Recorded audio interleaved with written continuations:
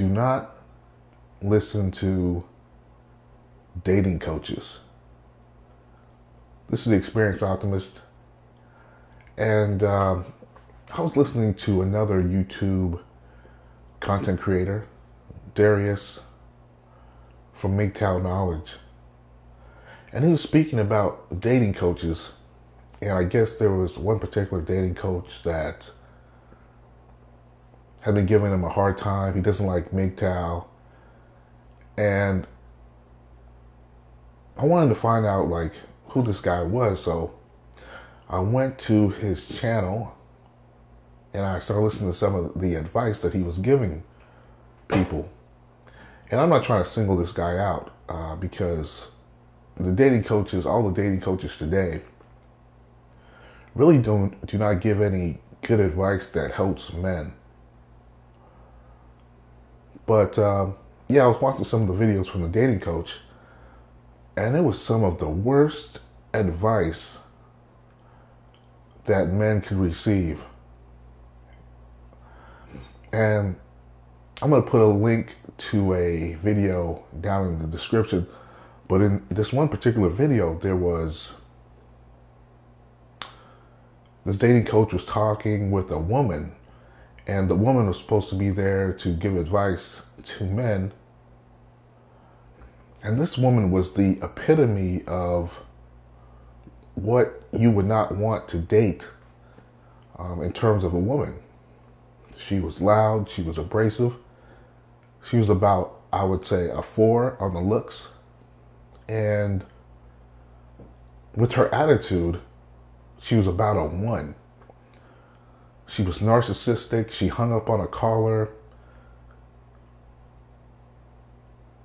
I just remember thinking, I was like, how could this dating coach have a guest on that's supposed to help men get with women?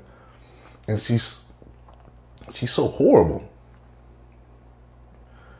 And if you watch the video, you'll see what I'm talking about. This is exactly the type of women now that are in Western society. Like I said before, I believe I said in some of my videos, you can go overseas and get women 4 to 5 times better than this woman, that are attractive, that are feminine.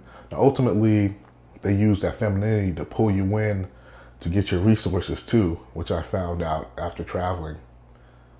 But at least before they fleece you, you feel good being around the women, as opposed to this woman that was in the video, which abrasive, demanding, narcissistic. It's just a horrible relationship through and through. But I'm telling you this because so many dating coaches, they just see you just like most women see men. It's just a way to extract money from you. They want you to buy these courses. They want you to buy books. They want you to join memberships so that they can just fleece you for money. They want you to remain looking for validation from women and society so that you will continually pay them money.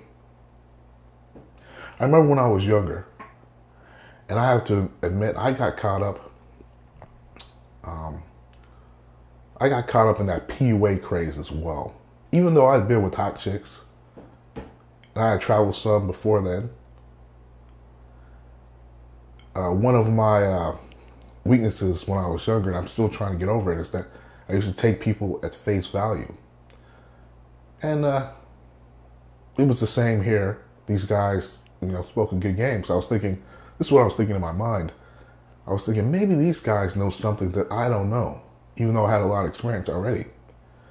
And come to find out through listening to these dating coaches and their information, they didn't know anything I didn't know. And a lot of them were doling out bad advice. As a matter of fact, there was one I used to listen to from the UK. I think Midtown 101 did a video on him recently. And he did the whole PUA con artist game. He took pictures with beautiful women. He dressed well, and he made videos and the whole nine. And now recently, I believe it was this year, now he's over in Eastern Europe. He got married, and then he was explaining how the women in the UK were manly, basically what was happening over here in the US and Australia and Canada. He was explaining how women have changed over time, how they've lost their femininity, how, they're narcissistic and all this stuff. And he was explaining like how the women in Eastern Europe were more feminine, were better looking and nicer, and therefore ultimately he ended up marrying one of them.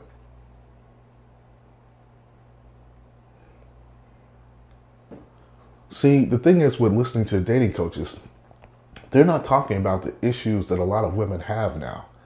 I'm an older guy. I've seen the transition from women to where they were fun to be around, more feminine, to now to where they're more masculine, they're more abrasive, just like that woman in the video.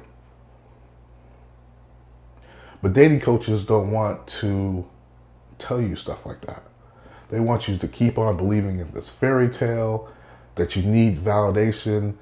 There was one guy who called up to the show where he felt like he was a loser without having a woman by his side. That was his mindset, which was the mindset that I used to have and that a lot of men used to have. Whereas you are never enough as a man unless you have a woman, which is completely false.